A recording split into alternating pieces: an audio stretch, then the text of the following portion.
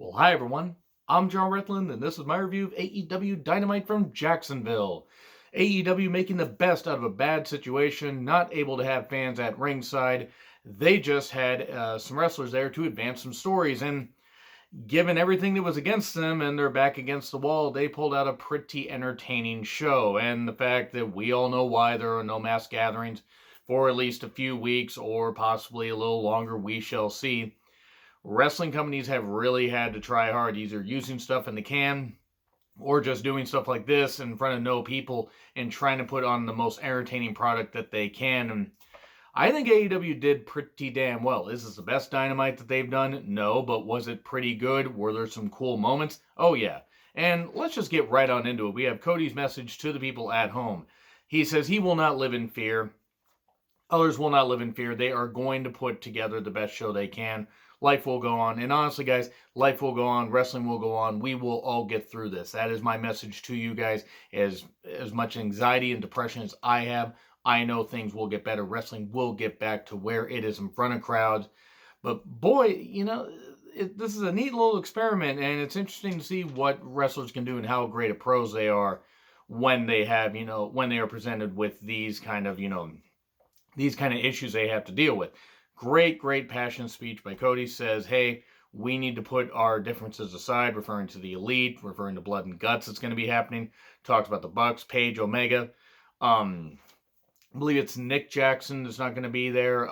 He wasn't there because of the whole door thing where he got hurt. And maybe he was legit hurt, and this is just a way to write him off so he can recover. But talked about Blood and Guts, said to Hangman Page, will you stand with us? And he, tips his drink, doesn't tip it over, don't want to spill the liquor. But, of course, he does that. So, hey, are we going to get Page turning on everybody? Possibly. We will see. Life goes on, hit the lights and the pyro, says Omega. However we feel about these wrestlers as characters, gimmicks, whatever it is, this was a pretty damn good opening. Very somber, but also very energetic. They want to put on an entertaining show for us, and I give them credit for that. However I feel about Omega, the Bucks, as characters, I can't fault them as people on this night. We then get Taz, easy for me to say, it would have been interesting to have Kazarian on commentary. Taz, JR, and Excalibur on commentary here. Shivani talking to MJF, and MJF and Spears betting on wrestling. And Shivani's like, are you guys betting on the matches? Like, are you guys gambling on wrestling? And they get so, annoyed by that. So just like, offended. How dare you accuse us of that? That was pretty irritating. MJF being at ringside along with Spears, Tully, Wardlow, maybe a couple others on the heel side. I believe it was Jake Roberts and Lance Archer. Then on the face side, it was like Joey Janela, SCU, and a couple others. Sonny Kiss was also there. If there's anybody else on that side, I apologize. But we start off with the Best Friends versus the Lucha Bros. Orange Cassidy joining commentary, not saying a thing. The best use for him is not usually saying anything. I know he's got his fan. It's just a little fun joke I'm just having here. He seems like he was enjoying himself, not that you could tell, because he just has that stoic expression on his face. And Brandy was doing the ring announcing duties after saying she would never do ring announcing duties again. That was kind of funny. And the little thing above her graphic. So, this was pretty fun. Everybody did enjoy putting on a good match while advancing the story of the Best Friends and Lucha Bros, that whole Death Triangle Best Friends thing that they've been going on with. They didn't do the hug. They did not give the people what they wanted. They touched the elbows, the social distancing thing and all that. And then Cassidy interferes while the referee's distracted, just does the trust fall, does the dive. That was a bit weird. But in the end, the package pile driver stomp combo that the Lucha Bros do pins Trent for the 1, 2, 3. And then MJF Spears says, in your face, because MJF bet on the Lucha Bros. I don't know why this was so entertaining to me. Because by and large, I should have hated this. Like, just the cynic in me should have hated this, but I just couldn't. Because everybody was having so much fun. And just MJF was having fun. You could tell Spears was. And everybody's just having a blast despite everything that's going on. So we then have the Best Friends talking, and Chuck Taylor says, hey, let's have a street fight in an actual street. Well, in a parking lot. Okay, interesting. It would have been interesting to have it in an actual street. But they said we're going to have it on the next Dynamite. And they keep mentioning next Dynamite, and I'll get to that here in a bit.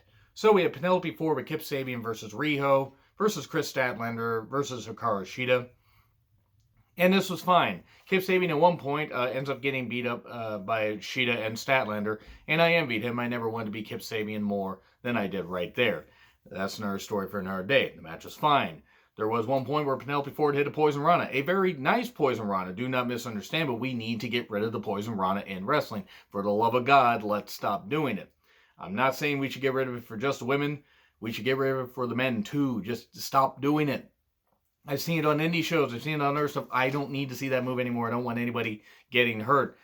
I know wrestling is not, it's a contact sport and it's an athletic line of work. People do get hurt, but that move. But there were, everybody got some good moves. And yes, there was a botch that people point out between Ford and Statlander. I don't know who was at fault. Botches happen. I'm not going to fault either performer. I just hope they're okay. I'm putting that to the side on this night. The knee strike from Cheetah. She gets a 3, and there we go. That good idea to have Cheetah get the victory. Penelope Ford beating Riho the previous night on Dark. That was some good stuff. So you get a nice little thing you're going to build here between Ford and Cheetah, perhaps, and throw Statlander in there, because Riho has a full-time commitment to Stardom, so she'll make the shots when she can. We then get a Colt Cabana interview, and he mentions Kip Sabian and how, the boyfriend doesn't need to be there, and then, they get in a bit of a shoving match and this kind of stuff, and JR at one point during this women's match said nothing drives like a Ford. JR staying thirsty forever. Good God, JR, what are you like? To be fair, Penelope Ford is a beautiful woman, but JR, what are you like? So we get Moxley with outside the venue interview, obviously pre-taped with Tony Schiavone, says he will not miss Blood and Guts. He will be there. Even though he's not medically cleared, he will be there. Again, they don't emphasize it's going to happen next week. So we then get Jurassic Express, the two good members, Jungle Boy and Luchasaurus versus the Butcher and the Blade, no Bunny. Which is probably fair, because unless you were going to have Stunt there, why would you have the Bunny there? And you keep it to maybe being a small crew, and you have some people just paid to sit at home, which is probably smart. Do what you can to put on a good show without having too many people on the roster there. Aubrey was there as a referee. Good action. I believe it was the Butcher that wears the Gimp mask, and JR said it looks like a CPAP mask, and I don't know why that made me laugh. But Jungle Boy got targeted for a while, even though he got some moves. He got beat up for a bit. Hot tag to Luchasaurus, who battled with the Butcher. And that was pretty good. Well, actually, it was the Blade that has the mask. I do apologize for misinterpreting that. And, they fight. Two big guys fight. And eventually, Jungle Boy does at one point dive outside and then just attack the Blade. Or attack the Butcher while the Blade gets set up for a tombstone into a cutter. 1, 2, 3. That was fine. It is what it is. Maybe, I hope the Butcher's okay, because maybe he was supposed to be up for the dive, so hopefully he's not hurt. And then we have Evil Uno and Stu Grayson, the Dork Order here, and the Exalted One is near. Daniels is upset and just like, oh, for fuck's sake, stop it. The Exalted One doesn't exist. You've been lying for the last 3 months. Kazarian's there also. And suddenly this video package plays. It's vocal distortion, not social distortion or social distancing distortion. I don't know what I'm saying anymore. We then get all this voice, and the instant I heard the distorted voice, I said, oh, it's Brody Lee. It's Brody Lee. Because the guy was walking too good to be Matt Hardy. And I know that sounds mean, but, it also fits later with what happened. But I was like, oh, it's Brody Lee. He's the Exalted One. You know what that means. It means the Dark Order isn't going to be saved. So lights come back on. He's there and attacks everybody. Imagine how this would have been with a crowd. I'm not going to fault AEW for that, but it would have been just kind of cool to hear how the crowd would have reacted, had there been fans there. But I digress. It was good for what it was. Brody Lee ain't going to save the Dark Order. I'm still not a fan of the gimmick. I'm not. Good for him. I hope he's utilized well. He did say one good line, though, in that video. He said, you're not the, about Daniels, you're not the first first out-of-touch old man that didn't believe in me. It has some pretty good stuff right there. Taking a shot, which is fair. I mean, if any of the rumors are to be believed, Brody Lee's got a reason to be upset. So, I wish him nothing but the best. Hopefully this works out. Still not going to care for the gimmick, but good on Brody Lee, and hopefully he's utilized well. We then get Jake Roberts, kind of promo, still sounding rough as hell, and we all know why. And Archer is just there, standing there, which is the best use for him. Not that Archer can't talk, but he is better as a silent assassin.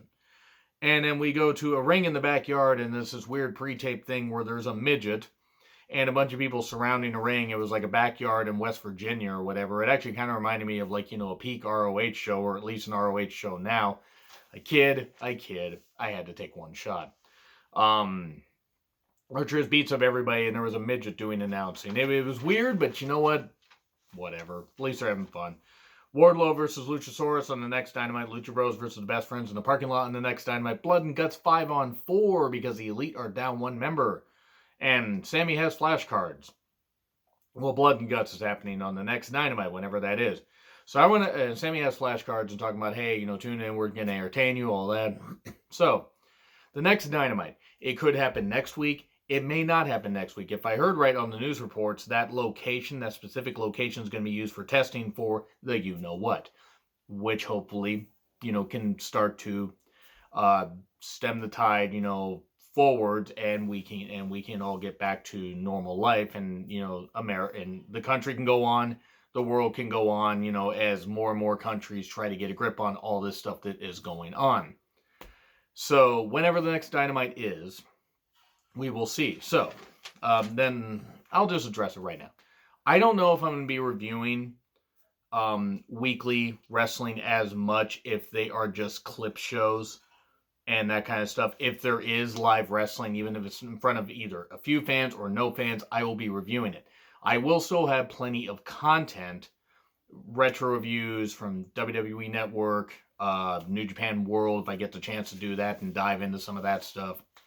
I will try to do some more ranking videos if I get the chance. I will do my best to get as much content to you guys as I can.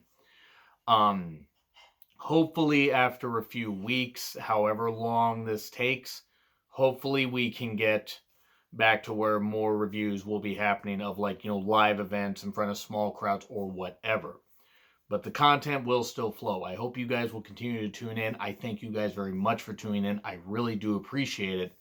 It does mean a lot, and thank you guys just a little bit, more here, and I'll get right back to the review. Thank you for helping me justify this outlet for my anxiety and depression. I have been severely depressed for a while, not just because of this, but it's been a number of months.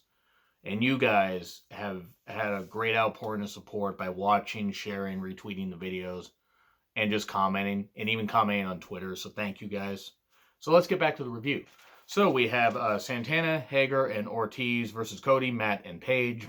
And the idea here is whichever team gets the victory gets the advantage in Blood and Guts. The old War Games thing where the heel team always seemed to get the victory. Get the advantage. Sammy singing out a tune to Jericho's theme, which was kind of funny, and MJF just kind of bouncing around with him, but just laughing. You could just tell everybody's having a blast here. Adam, instead of Adam and Hangman Page, it was Adam Handwash Page. Easy for me to say. Jericho was on commentary having fun, telling people to shut their asses. The match was good. Jericho mentioning that he liked the meat being chopped and slapped. Whatever you're into, Chris. Whatever you're into. Make a meat list. Don't do that. So, Hager was gassed very quickly. That's the only thing I really noticed that stuck out to me, is anything bad. But to be fair, again, circumstances. Maybe he just wasn't in the best shape. Maybe he's got other things that's going on with him. And that's totally fine. So we get MJF and Ward. We get, at one point, Cody, I believe, tosses, I think it was Ortiz into MJF. And then Wardlow grabs him by the neck. And then Arn hits him with the clipboard. And Wardlow just looks like, what the fuck are you doing? We then get Santana with a dreaded roll-up soon after 1, 2, 3. And so now the Inner Circle has the advantage. Jericho, gets on the mic, talks about how great the Inner Circle is, all this, and says, hey, in fact, this was so good. We put on such a great show. We're doing all the winning here. I'm going to be banning all fans from future AEW events until I say so. Nice little out there just in case AEW does continue to produce content and has to do it from this venue in front of no fans, because the cons do have resources, name, the Jacksonville Jaguars facilities and all that. So he's like, the Elite only has 4. Calls everybody pumpkinhead dipshits again, and Matt gets on the mic and says, well, wait a second. Well, no, we don't. And because there's this drone that shows up. And if you know your Impact Wrestling, you know what's coming. It's Vanguard 1, lands in the ring. And what the hell's going on? Matt's like, we don't have 4. We have 5 because I made a call to somebody that owes me a favor. And it's Matt Hardy. It's Matt Hardy. Jericho looking scared. Cue the Agent for Harm MST3K reference. Old guy, there's another old guy here to see you. I'm happy for Matt and hope that he can get his creative freedom that he needs there. Great. And Jericho has been doing well in AEW, and there's a lot of people that have been doing good stuff. I'm not going to go absolutely insane just because there are older WWE guys or, former WWE guys in AEW and automatically say that, they're going to be used way better. Now, they could be, and hopefully they are given a little more creative freedom, but let's not go too nuts. Excited for the future, but we'll see what happens. Anyway, guys, thank you so much for tuning into this review. I really do appreciate it. More reviews are coming up, especially some movie reviews. I'm going to dive into a lot of Netflix and Hulu and stuff like that. So anyway, agree, disagree what I said. Like, share, subscribe, Twitter handle in the description. I'm John Ritlin. I'll see you soon.